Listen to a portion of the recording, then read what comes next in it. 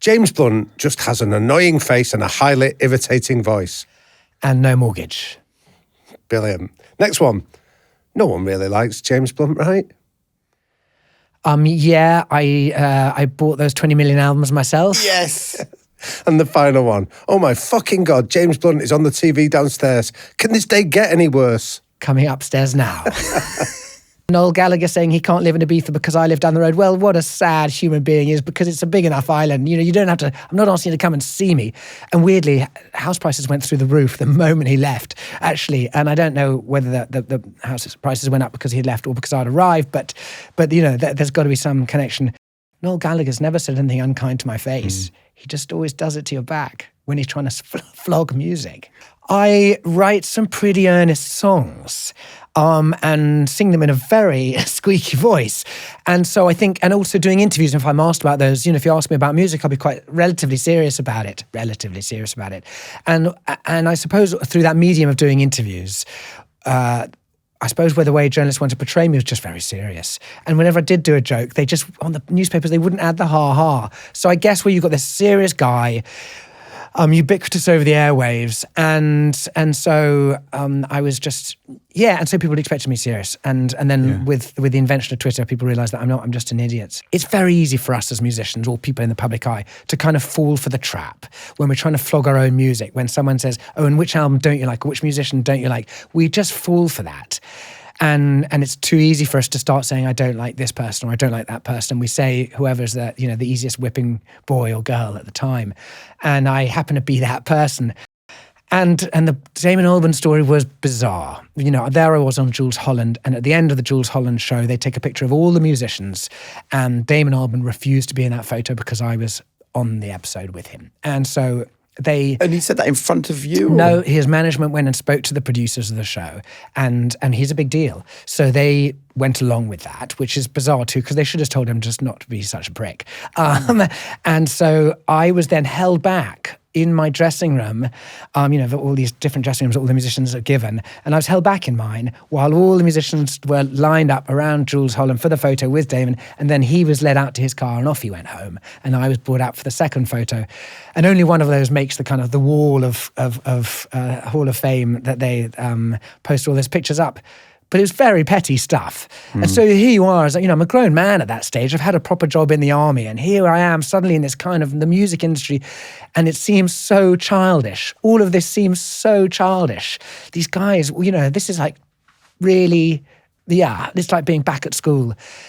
And there I am at the Q Awards, and I'm up for one of the awards, and I guess the Gorillaz were up for the same award. I was lucky enough to get it, so maybe Damon was, But there, Keith Flint of The Prodigy, what a kind of, what a rock star, what a punk rock star, a guy you'd think would be the most unfriendly, and he just came up, grabbed me, put his arms around me and said, good for you, mate. I'm so thrilled for your success. And I really, it was a hug that meant a lot to me at the time. He was an amazing, gentle, kind human being.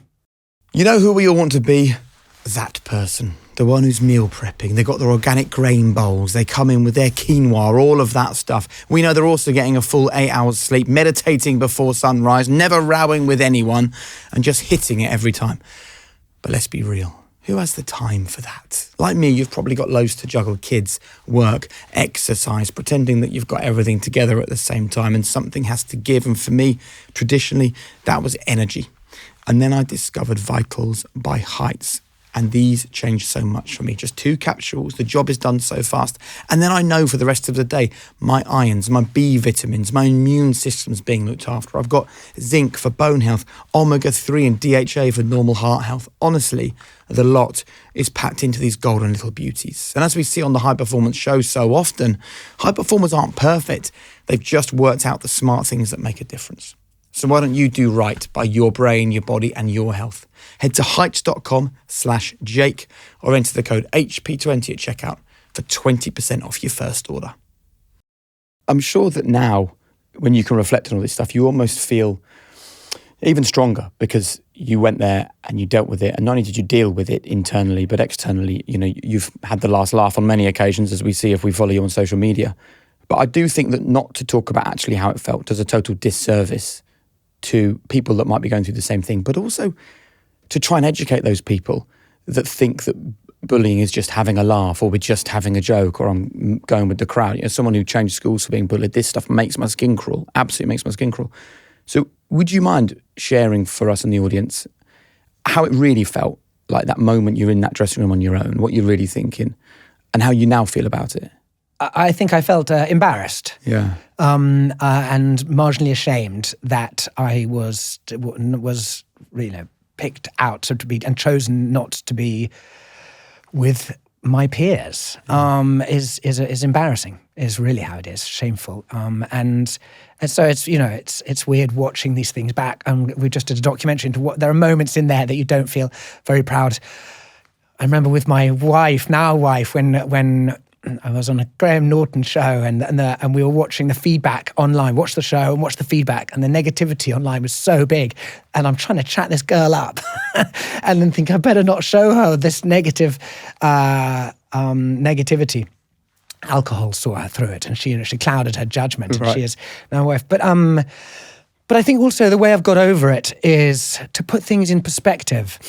And as I say, I call that kind of a behaviour very childish. It's at school, it's a different thing. They're children, and so you can kind of, children don't know any better. To be in an adult industry and them to be that way, and you think, wow, how immature. But also, whilst I might have dealt with what I've had a lot of negativity, the positivity way outweighed it. Incredibly so. I'm on a world tour, which lasted 2.5 years on my first. I haven't stopped touring, in fact, and I've been playing to, to 8,000 to 20,000 people every night in arenas.